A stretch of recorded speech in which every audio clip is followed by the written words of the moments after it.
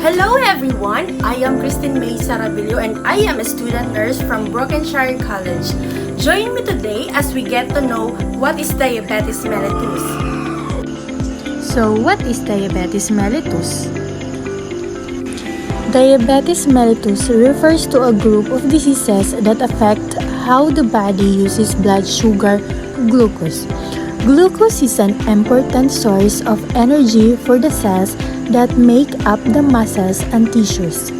It's also the brain's main source of fuel. The main cause of diabetes varies by type. Normally, after we eat or drink, our body will break down sugars from our food and use them for energy in our cells. To accomplish this, our pancreas needs to produce a hormone called insulin. So what is insulin? Insulin is what facilitates the process of pulling sugar from the blood and putting it in the cells for use or energy. Diabetes mellitus occurs when insulin production is deficient. This results in a higher level of blood sugar in the body.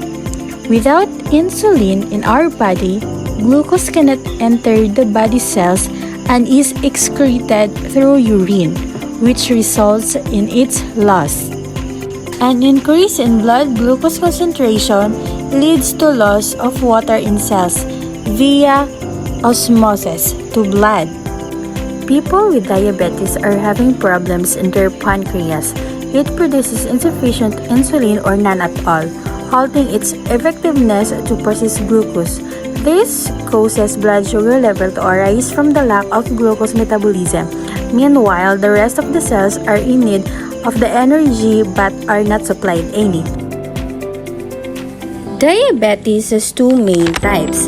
Type 1 is also called juvenile diabetes or insulin-dependent diabetes. It is an immune system disorder. Our own immune system attacks the insulin-producing cells in the pancreas, destroying our body's ability to make insulin.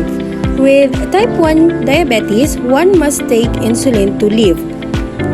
Most people are diagnosed as a child or young adult as it is inherited.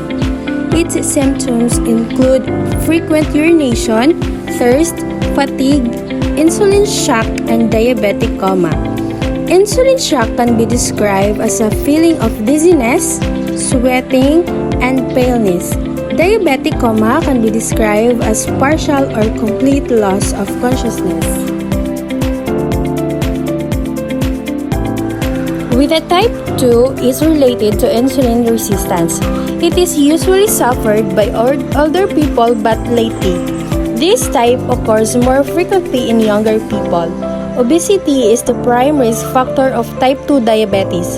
Type 2 diabetes is mostly a result of poor lifestyle, dietary, and exercise habits.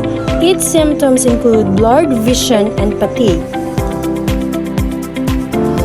Prolonged insulin resistance in type 2 diabetes can eventually lead the beta cell in pancreas to atrophy and stops producing insulin effectively. Insulin medication must be needed later on. Thank you for watching!